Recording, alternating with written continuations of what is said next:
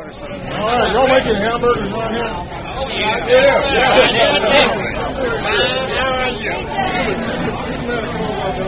I guess Sam. I'm Lucy. You're legendary. You're legendary. You're Fred Thompson. I sure am. Right. Hey, the next president of the United States. Yes, sir. Right. Well, let's make it happen. Hey, we can do it. I And we appreciate will it. do it. I appreciate it. I'm going to be the first man to get a president's bacon tape. All right. Thank you very much. Let me hold on to that. Appreciate it. Good luck, sir. Likewise.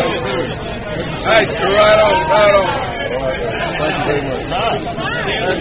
Does he take good videos? How do you do? Good to see you. Thank you. Your hospitality. Thank you very much. Thank you for letting this happen. This is wonderful. Thank you very, very much. Hey, do so. Sam. Hey, listen, thank you. Like I say, y'all are legendary. We're Strom Thurman's favorite, and his favorite was a strawberry milkshake. Well, listen, that's hard to beat. Well, I have the pleasure of serving with him, as you know. Excuse me.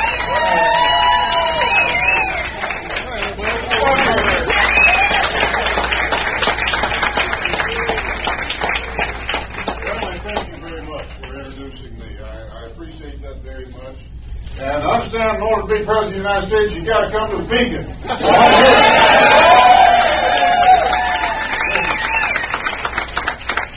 There's more than one reason to come to the beacon, but it looks like I'm a little late.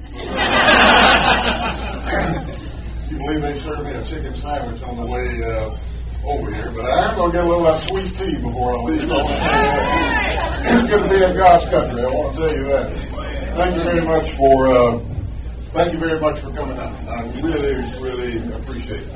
I think together we can do something good for the country that we all love. That's what all this is about. I'm not a professional politician. I stepped up once before in my life when I didn't like the way things were looking. Worked out pretty good. Got to serve my country for 8 years. And wouldn't take anything for it. But when I put term limits on myself, I meant it. Stepped aside. Now I think it's time to step back up again, and your being here means all the world to me. I can't tell you everything.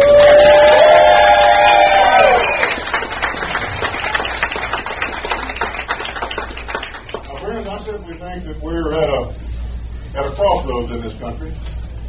Now, whether it's Senator Clinton or any of the other Democrat nominees, they would lead us down the path of a welfare state and weakness and national security, and we can't afford that. We can't turn the keys to this country over to the most left-wing part of a left-wing party. And we're not going to allow that to happen. I may not be everybody's cup of tea, but nobody can say that I don't say what I believe from my heart. And that's all that I think that anybody who aspires to be president of the United States needs to keep constantly in mind. We fought for conservative judges who would apply the law and the Constitution and not make it up as they go along. The same-sex marriage business that we're having to talk about now, which nobody ever thought of until recently, is not the product of state legislatures and governors signing laws into legislation. No state has done that. It is a judge-made issue. Selecting federal judges, and especially the Supreme Court, is probably the second most important thing that a president of the United States has to do, right after national security. I was honored when the president asked me to help now Chief Justice Roberts go through the Senate confirmation process. And we worked with Democrats and Republicans alike. We've got some Democrat support on the Judiciary Committee. Now he's Chief Justice John Roberts, and I think he'll go down in history as one of the great ones. We just need more of them. We just need more good ones. I don't think there's any problem that faces this country today that can't be addressed by the applications of those principles that we fought for so long. The things that made this country great. The things that made this party great. And was successful for this party when we adhered to it. A lot of issues we can talk about that I've mentioned before. National security is foremost in my mind. of all the issues that we have to deal with. You need to know how a person prioritizes things when they aspire to be president of the United States. I had an opportunity to serve on the Intelligence Committee.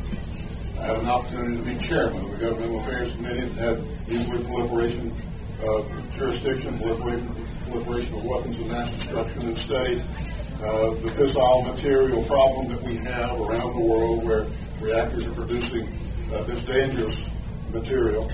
It is unguarded in many respects. A difficult issue that we're still dealing with.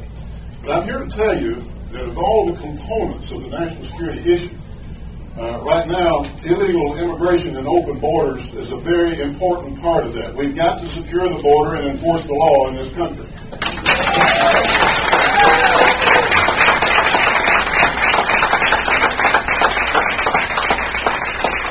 Many parts to that issue. Many parts to that issue. It's a fairness issue. It's fairness with regard to states and communities that bear the brunt of it, and their social programs and their school systems. It's a fairness issue with regard to those millions of people in the history of our country who have stood in long lines in embassies around the world to become good American citizens and to play by the rules and come here and be such an important part of the fabric of America. We're all Americans now. And as Americans together, this is our home. We get to decide who comes into our home. It's that simple. Yeah,